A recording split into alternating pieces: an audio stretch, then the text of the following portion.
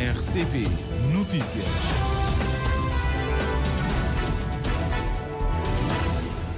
Estimado amigo ouvinte da Rádio de Cabo Verde, boa noite, já são 19 horas.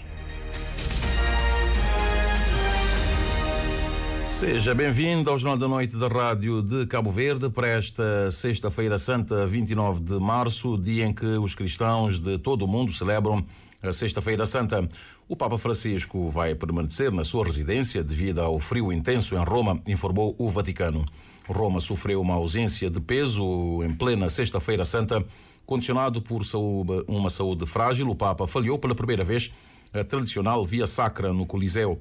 De acordo com o Vaticano, devido ao frio intenso, Francisco vai acompanhar pelo menos parte das cerimónias a partir da sua residência. Em Jerusalém, os episódios de violência que marcaram os últimos dias não demoveram centenas de cristãos de percorrerem a Via Sacra, a mesma rua na Cidade Velha, onde, de acordo com a crença católica, Jesus Cristo carregou a cruz até o local da crucificação. Os fiéis em Jerusalém marcharam ao longo da Via Dolorosa, numa procissão que culmina na igreja de Santo Sepulcro, onde os cristãos católicos e ortodoxos acreditam que Jesus foi enterrado antes da sua ressurreição.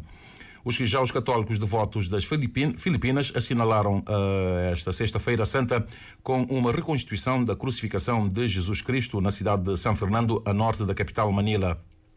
Em Espanha, onde os fiéis vivem a Semana Santa com especial intensidade, as chuvas obrigaram ao cancelamento das procissões em Sevilha e também noutras cidades.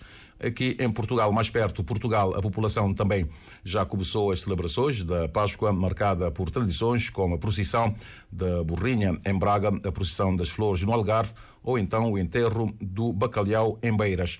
Aqui em Cabo Verde, em São Vicente, também atividades religiosas, e disse o bispo da Diocese do Mindelo que nos dias de hoje e nesta Páscoa e principalmente nesta Sexta-feira Santa não devemos esquecer a situação dolorosa que o mundo se encontra. São palavras do bispo da Diocese do Mindelo na celebração esta tarde na paróquia de Santo Antônio, em São Vicente, da Paixão do Senhor, liturgia da palavra, adoração da cruz e sagrada comunhão. Dom Hildo Fortes lembrou que neste momento milhares de pessoas que infelizmente estão em profunda dor provocada pelas guerras, também pela violência doméstica, VBG, etc., foram referidos pelo bispo, conforme o Albertino Brito. O bispo da Diocese de Mindelo, ao presidir a celebração da Paixão de Cristo, levou uma mensagem de paz e amor aos fiéis católicos e aos cristãos em geral e não esqueceu as pessoas que hoje estão sofrendo com as guerras e violência doméstica, uma dor, segundo Dom Hildo Fortes, provocada de forma injusta. E nestas horas de sofrimento, Cristo é a luz. As pessoas, quando têm sofrimento, o que mais precisam é sentir alguém estar perto de mim. Perto de mim com solidariedade, com ternura. E aqueles que porventura estejam em situação difícil, podem estar a ouvir um doente, um idoso, alguém com problema de família. A esses também o convite é: olha para Jesus. Olha para Jesus e vais encontrar alívio e paz, porque Ele é capaz de se compadecer de toda a humanidade e de todos aqueles que sofrem. A mensagem da Páscoa tem que ser a mensagem do amor, aprender a dar a vida e a amar como o Senhor amou. De acordo com o bispo da Diocese de Mindelo, nós temos que olhar sempre para alguém que seja referência e uma fonte de tudo o que é bom.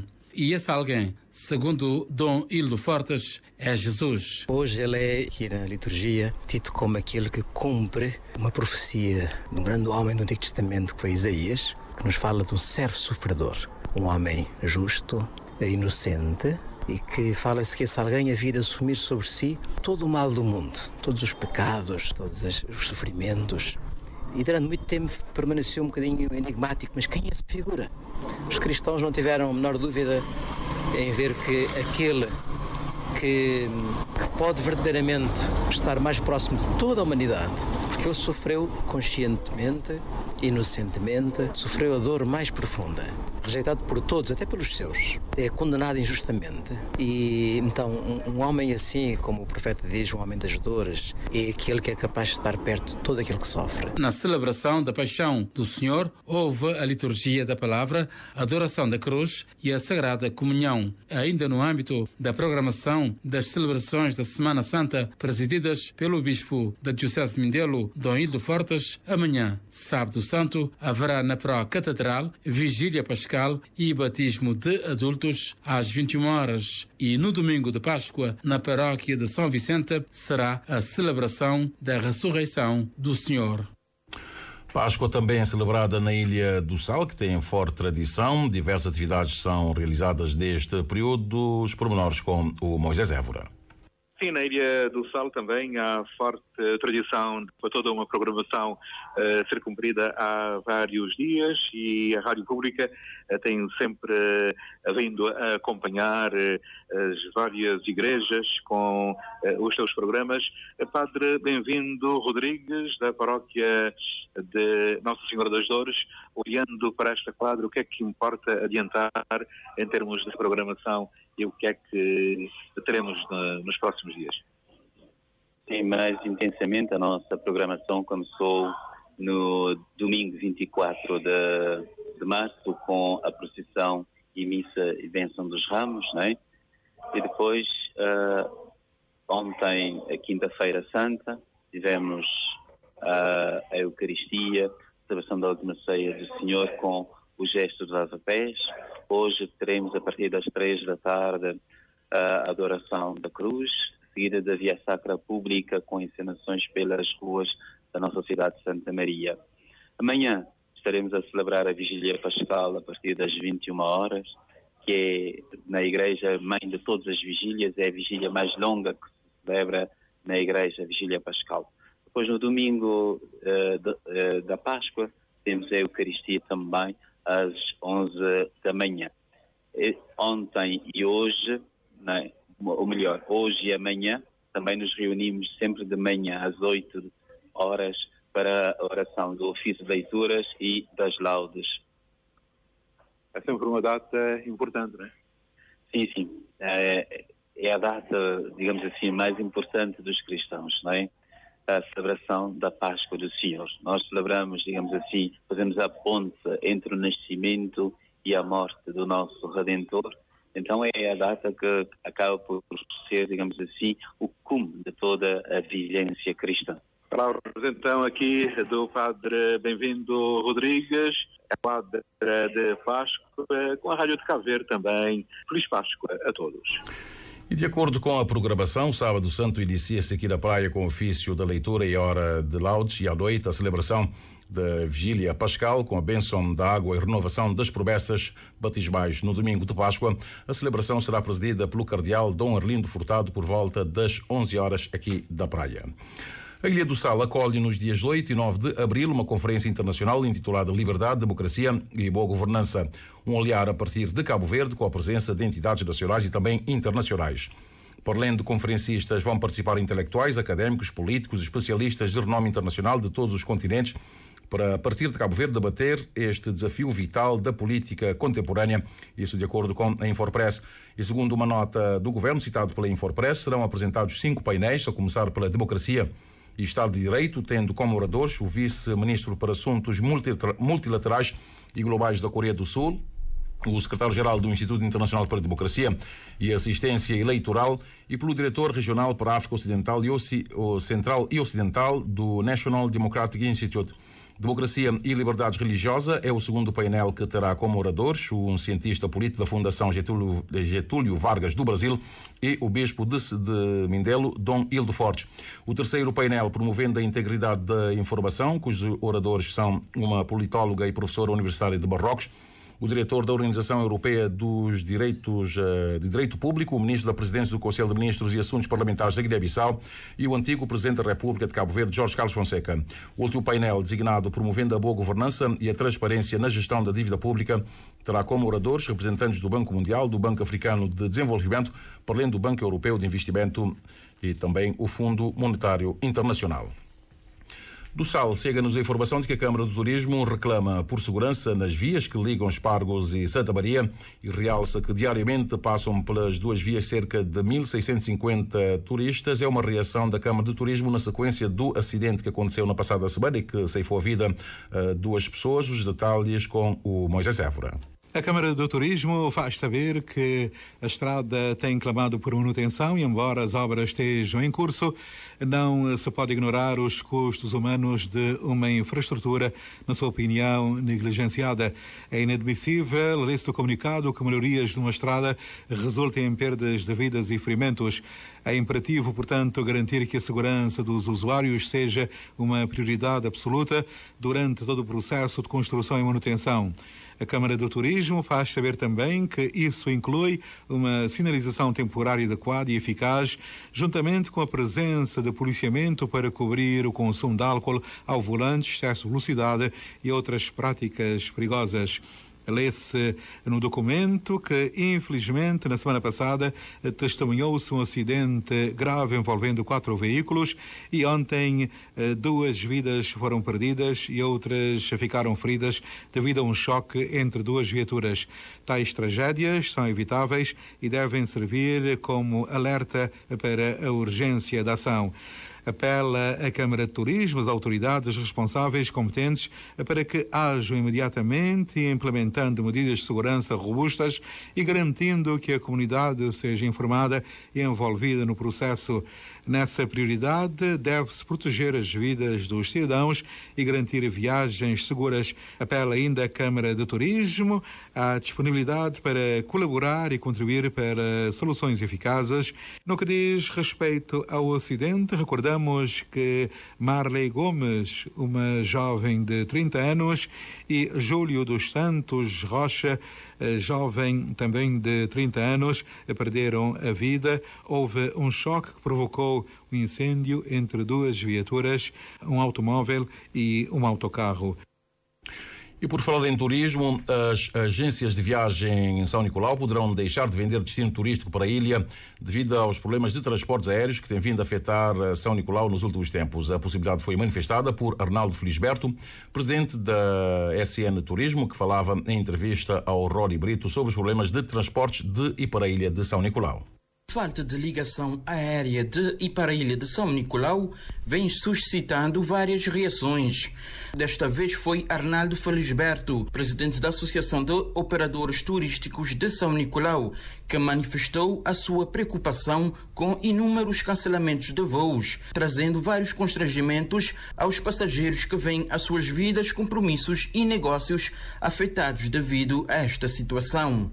Conforme Arnaldo Felisberto, as agências de viagens ponderam deixar de vender São Nicolau enquanto destino turístico devido aos problemas de transportes de e para a ilha. É uma situação que torna-se sem margem de ação. É lamentável que São Nicolau está nessa situação ali. Acho que o quesito de transporte na São Nicolau é sempre o que ele não reclama mais. Acho que ele é que está a fazer para pequejar mais cada vez ainda. Nunca tem entendido a situação e, sobretudo, quando nunca tem nem respostas nem informações. Só para falar, algumas agências é posicionar para de vender São Nicolau, tendo em conta que é que está para seguir em cima do transporte, porque te dá o seu prejuízo e dores de cabeça também. Para o presidente da Associação de Operadores Turísticos de São Nicolau, a problemática de transportes é antiga. Contudo, a situação tem vindo a piorar cada vez mais e os sucessivos cancelamentos de viagens têm deixado a imagem da ilha muito mal. E as situações que está São Nicolau, em termos de turismo, muito mal, sem falar de dias sucessivos, bagagens de Cali e sem falar de nos imigrantes também. Portanto, é a situação de lamentar mesmo, nunca te entender e, sobretudo, por mais falta de respeito, que tem informação, nem acompanhamento depois de cancelamentos, não justificativa não. Então, por nossa falta de respeito, esse sistema de transporte é algo que São Nicolau sofreu há muitos anos, mas até piora cada vez mais em situação de lamento. Arnaldo Felisberto avançou ainda que os operadores vão reunir para definir um posicionamento, porque, apesar das muitas reclamações, mesmo na comunicação social, nunca são ouvidos e até aproveitam para mostrar que não têm poder em Cabo Verde. De ficar a posição São Nicolau, moda-se não fazer parte de Cabo Verde, tem que ele ia troca, ou seja, mesmo não reclamar, seja na Facebook, seja onde é que for, ou mesmo na comunicação social, nunca nos é ouvido, ou seja, se aproveita até para mostrar porque nunca tem poder na Cabo Verde. Acho que eu tenho que fazer um encontro entre operadores e com medidas mais severas, se necessário, mostrar que não tem existido. Acho que já é o momento de que São Nicolau posicione de uma forma mais radical e mostrar porque não tem existido e não tem merece respeito também. Arnaldo Felisberto terminou dizendo que a problemática de transportes tem tido efeito também na saída de jovens da ilha e cita o caso de um grupo de guias de turísticos que foram foram formados pela Associação de Operadores Turísticos de São Nicolau, que estão a partir para outras ilhas à procura de mais oportunidades. O amigo ouvinte está em sintonia com a rádio de Cabo Verde, Jornal da Noite, quando são 19 horas mais 15 minutos. Olimpíadas dos Jogos Escolares terminaram. Santo Antão é o grande vencedor das Olimpíadas Escolares, que concentrou na Ilha do Sal 750 atletas e staff de todas as regiões de Cabo Verde. Com 11 medalhas de ouro, uma de prata e outra de bronze, Santo Antão arrebatou a primeira posição destas Olimpíadas dos Jogos Escolares, conforme o Valdemar Almeida. Ontem foi o derradeiro momento com as últimas competições na modalidade de atletismo, em que também ficaram conhecidos os campeões dos 200 metros estafeta sueca e 80 metros nos adaptados. No adeus à edição 2024 destas Olimpíadas, depois do desfile das caravanas das 9 regiões e no seguimento da entoação do hino nacional, foi observado um minuto de silêncio em memória das vítimas do fatal acidente de aviação da madrugada do dia 28. Numa alongada cerimónia de premiação, que só terminou depois das 21 horas, muitos atletas partilharam o pódio numa verdadeira festa de fair play, solidariedade e sã convivência. Chegada a hora do anúncio da região vencedora das Olimpíadas 2024, os atletas e dirigentes de Santo Antão não se conteram nos festejos com a entrega do troféu por parte do Ministro do Desporto e também do filho da Ilha das Montanhas, Amadeu Cruz, Ministro da Educação. Santo Antão ter ganho mais medalhas, ter ganho as Olimpíadas, dá-nos mais ânimo para o próximo ano. Não te relembrar que no ano passado, na 2023, na Cidade da Praia, não ficar no segundo lugar, apenas atrás da Ilha do Sal. E este ano, naturalmente, que não preparar melhor, que era que não tivesse feito a melhor representação possível, e é um sentimento de muita alegria. Parabéns para Santo Antão. Outro grande vencedor destas Olimpíadas foi a região de São Nicolau, que durante todas as provas deu uma lição de fair play e comportamento exemplar, traduzida na conquista de galardões em quase todas as modalidades. Antes de não sair de São Nicolau, não falava a alunos, pais e professores que, acima de tudo, ter bons resultados nos jogos escolares, eu tinha que ter primeiramente nos fair play. E isso foi o que eu não consegui. Praticamente não levar tudo na fair play, na basquete 3x3 masculino e feminino, handball masculino, futsal masculino não consegui aquele taça fair play e principalmente não consegui nos ilha fair play, ou seja, que é o tão desejado, escolher aquela ilha que estava mais bem comportada. A correr em casa, Gerson Vicente destacou-se entre os centenas de atletas com a conquista de 3 medalhas de ouro, 100 metros, 200 e estafetas. Fui fruto de treino e boa concentração e apoio de meus amigos e professores e minha família. Te agradecer a todo meus professores e toda a gente que estava lá para apoiar. E jogos em si, qual é a balança de jogos no geral? Que é o chat de jogos? Muita boa experiência, me fazer teu amizade, estou feliz de ter ganho. Dar parabéns a toda a gente que conseguiu chegar longe nesse lugar de Nassau. A região do Sal, com 10 medalhas de ouro, menos uma que Santo Antão, com algum descontentamento porque contava com a renovação do título, reclamou dos critérios na realização das provas para os adaptados que, segundo os seus dirigentes, beneficiaram Santo Antão. E acompanhando os atletas, equipa técnica e responsáveis da região vencedora da primeira destas Olimpíadas Escolares, Amadeu Cruz, Ministro da Educação, foi quem extinguiu a chama da pira olímpica, que durante uma semana iluminou os Jogos no estádio Marcelo Leitão. Para Amadeu Cruz, com o sentimento de dever cumprido, o Governo provou que o desporto e a educação são prioridades da sua governação. O sentimento é de dever cumprido, de estarmos a realizar um grande objetivo da governação, que é trazer a atividade desportiva para o seio da educação como uma disciplina que possa unir, de facto, os estudantes, que possa unir os professores e, portanto, o nosso sentimento enquanto governantes é de que estamos a realizar os grandes objetivos da governação para podermos, da parte da educação, contribuir para a tolerância, para a moderação, para o fair play, para a fraternidade entre os cabo-verdianos. E, portanto, o nosso sentimento é de dever cumprido. Satisfeito com os resultados desta edição, o governo já começa a trabalhar para as próximas Olimpíadas. Sem levantar muito o véu, Amadeu Cruz deixou transparecer que São Vicente poderá ser a região a organizar a próxima edição dos Jogos das Olimpíadas Escolares, portanto, que deve ir então para a região norte do arquipélago. Em São Tomé e Príncipe, o país que acolhe uma significativa comunidade cabo-verdiana, os professores continuam em greve, um protesto que já dura quase um mês.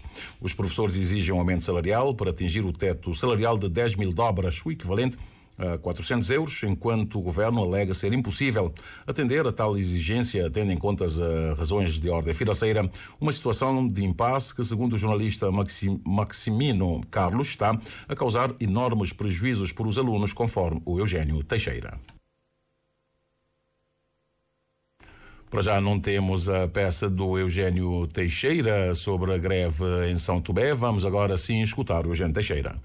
Os pais e encarregados de educação estão preocupados com a falta de aulas dos seus filhos e educandos em São Tomé e Príncipe, situação que cria graves problemas no processo de aprendizagem e que também abre espaço para outros problemas, uma vez que ficam com mais tempo livre, neste caso fora das escolas. Embora alguns dizem entender a posição dos professores, que exigem melhorias salariais e outras condições de trabalho, o jornalista Maximino Carlos relata que a situação está complicada e com sérios problemas para os alunos. Isto aproximadamente, tanto o mês está a preocupar os pais encarregados de educação, está a preocupar a sociedade. Bem, os pais encarregados de educação estão divididos, uns estão a favor dos docentes, outros não, mas a verdade é que as crianças estão todo esse tempo e deveriam já entrar, portanto, nos testes, estão atrasadas e é uma situação que de facto está a complicar e depois tem espiral também, tem o seu efeito por alguns setores que têm a ver com, têm os seus negócios com, sobretudo as pessoas que fazem negócio informal, não é? É uma situação que está a criar algum problema social no país. A pergunta que se coloca nesta altura é como se vai sair desse impasse. Os professores não baixam a guarda e o governo são-tomense diz não ter margem de manobra financeira para atender, sobretudo, a questão do aumento salarial. Por um lado, os professores têm razão, por outro também o governo tem razão. Para cumprir algumas diretivas do Fundo Monetário Internacional, tanto é que o governo ainda não assinou o tal acordo com o Fundo Monetário Internacional para a obtenção da ajuda financeira, porque o acordo com o Fundo Monetário Internacional é o chapéu para que se possa obter fundos através de outros parceiros de desenvolvimento. Tem que se conter o aumento de salário. Significa que este ano não se vai fazer o aumento de salário na função pública.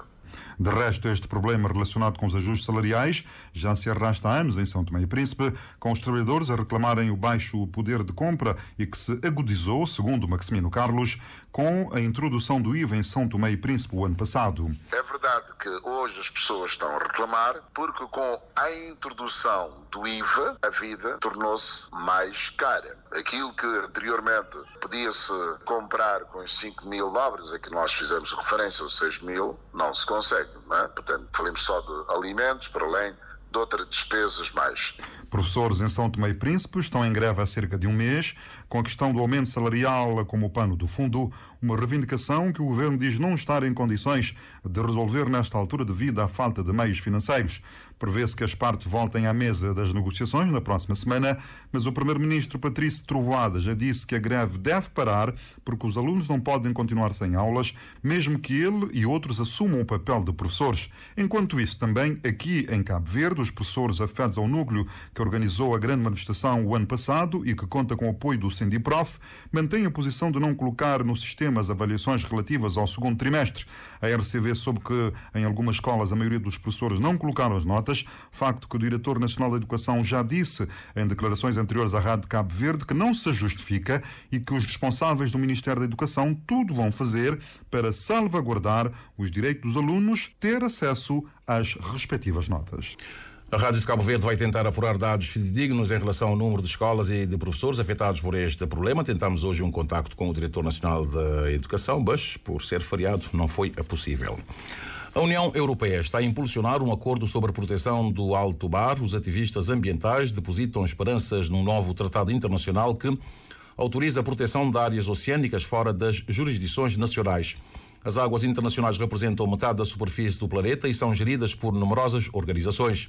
Cada uma dessas organizações concentra-se numa região ou numa atividade específica. Estudos recentes indicam que a proteção de áreas importantes do alto mar poderia restaurar a saúde dos oceanos com um impacto mínimo da indústria pesqueira. O chamado Tratado do Alto Mar não cria novas áreas protegidas, mas estabelece um quadro legal para que as nações possam fazê-lo. O documento foi assinado por 88 partes, incluindo a União Europeia, a China e também os Estados Unidos da América. As assinaturas indicam um compromisso para com o tratado, mas não vinculam os países às suas disposições. A ratificação, no entanto, é um compromisso vinculativo. Para que o tratado se torne direito internacional, tem de ser assinado e ratificado por pelo menos 60 países. O Chile, Palau e as Seychelles são os únicos 3 países que ratificaram o tratado até a data.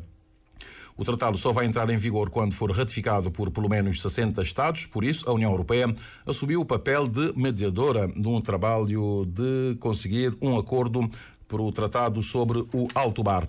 Os 27 países do bloco europeu deverão agora ratificar o documento que abre o caminho a uma partilha mais justa dos recursos marinhos. Se os países acelerarem o processo de ratificação, o documento poderá entrar em vigor em 2025. E de acordo com os investigadores, o oceano não pode mais esperar. Há hoje muitas espécies marinhas em vias de extinção. A quando do anúncio, o primeiro-ministro de Cabo Verde, José Ulisses Correia Silva, classificou o acordo como histórico, ou seja, que o Tratado de Proteção do Alto Mar, alcançado pelos Estados-membros das Nações Unidas, era um tratado histórico, sublinhando que vai ao encontro do que era defendido por Cabo Verde. Na mesma ocasião, o Presidente da República, através de uma comunicação no Facebook, saudou com emoção o acordo de proteção do Alto Mar, alcançado entre os Estados-membros das Nações Unidas, que considera ser um grande ganho para a humanidade. Apesar do apoio manifestado tanto pelo Primeiro-Ministro como pelo chefe de Estado cabo-verdiano, não conseguimos apurar se Cabo Verde assinou ou não o tratado. Sabemos que não ratificou, mas não conseguimos apurar se assinou ou não o documento. E uma ilha submersa na costa do Brasil está repleta de metais preciosos. Assim mesmo, uma ilha submersa. E a questão é saber de quem é a ilha. Pois é, uma enorme ilha perto da costa do Brasil, que agora se encontra no fundo do oceano, pode conter vastas reservas de elementos de terras raras e outros minerais valiosos. Conhecido como elevação do Rio Grande, o Planalto Continental submerso formou-se como uma crista vulcânica há cerca de 40 bilhões de anos e já foi uma grande massa de terra tropical coberta por vegetação. Está localizada a cerca de 1.200 km da costa brasileira e cobre cerca de 150 mil km quadrados de fundo oceânico em profundidades que variam entre os 700 e 2 mil metros. Mas por que é considerado uma ilha? É que um estudo publicado na revista científica, fez uma nova análise dos solos dragados da plataforma que confirmou que a cordilheira foi uma ilha, avaliando as propriedades mineralógicas, geoquímicas e magnéticas do sedimento, e os cientistas revelaram que a amostra é composta principalmente por argila vermelha, que corresponde à característica da terra vermelha encontrada em muitas partes do estado de São Paulo, no Brasil. Mas a ilha é muito mais do que alvo de investigações científicas e promete tornar-se um local muito disputado, porque é rica em minerais valiosos como cobalto, lítio e também níquel, que são elementos que fazem parte de conjunto de terras raras altamente valorizados como o telúrio, o que suscitou grande interesse na extração das riquezas naturais. A questão é que a plataforma está situada em águas internacionais, pelo que é administrada pela Autoridade Internacional dos Fundos Marinhos. O governo brasileiro já solicitou que a sua plataforma continental seja legalmente estendida para incluir a ilha. No entanto, tem poucas hipóteses de ser aprovado, uma vez que a Convenção das Nações Unidas sobre o Direito do Mar estipulou que uma nação não pode possuir mais de que 200 milhas náuticas de território marinho para além da sua costa. E alcançamos já 19 horas mais 28 minutos e meio. Ficamos por aqui. Estaremos de volta, entretanto, no domingo. Até lá, continuação de uma sexta-feira santa de alguma alegria e também meditação. Uma boa Páscoa. Até domingo. Boa noite.